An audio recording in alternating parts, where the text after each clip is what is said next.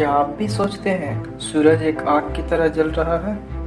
अगर आप भी यही सोच रहे हैं आग की तरह जल रहा है, तो क्या आपने सोचा आग एक चीज़ पे लगती है और ख़त्म हो जाती है, तो सन की आग किसे जला रही है और ख़त्म क्यों नहीं हो रही? और अगर आग लग भी जाए तो स्पेस में बिना ऑक्सीजन के कैसे जल सकती है? तो आज आप इस वीडियो में जानेंगे इन सभी सवालों के जवाब। तो चलिए जानते हैं, how did sun glows without any oxygen. आपको क्या लगता है, सूरज एक आग की तरह जल रहा है या नहीं? अगर आप कहते हैं हाँ सूरज एक आग की तरह जल रहा है, तो आप गलत हो, क्योंकि आग एक कंबशन रिएक्शन है जो बिना ऑक्सीजन के कभी नहीं हो सकते हैं। सूरज में 70% हाइड्रोजन और 28% हीलियम है, इसलिए सूरज को एक बॉल ऑफ गैस कहा जाता है। सन के हीट और लाइट को समझने के लिए हमें पहले एक बल्ब के ग्लो को समझना पड़ेगा।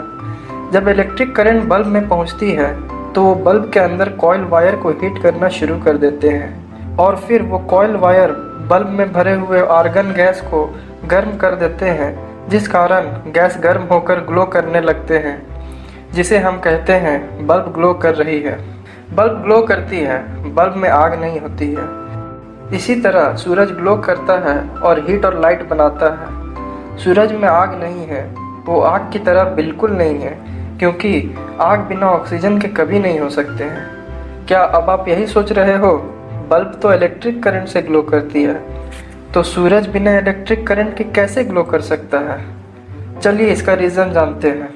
सन के कोर यानी सेंटर में 1 सेकेंड में 500 मिलियन टन के सभी हाइड्रोजन एटम के एक प्रोटॉन दूसरे प्रोटॉन से बहुत ज़्यादा स्पीड में टकरा कर कंबाइन करते हैं और हीलियम एटम का फॉर्मेशन हो जाता है और बहुत सारी एनर्जी निकलती है।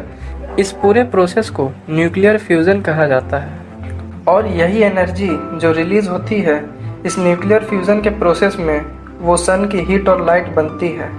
ये सारे प्रोसेस अभी तक सन के कोर में ही हो रहे होते हैं, जिसकी टेम्परेचर 150 मिलियन डिग्री सेल्सियस तक होती है।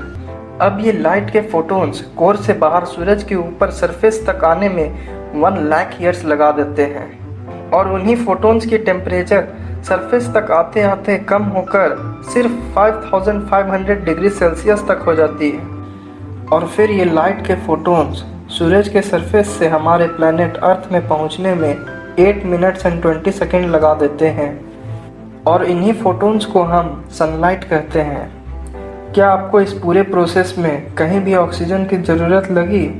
मुझे नहीं लगता है। और क्या आपने मेरी एक बात को ध्यान से सुना?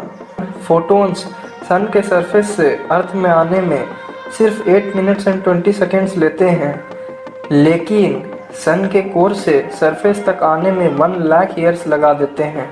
ऐसा क्यों? कोर से सरफेस तक आने में इतनी देरी क्यों लगती है, जब कोर से सन की सरफेस तक सिर्फ 695 किलोमीटर की दूरी है और सूरज के सरफेस से अर्थ तक 150 मिलियन किलोमीटर की दूरी है।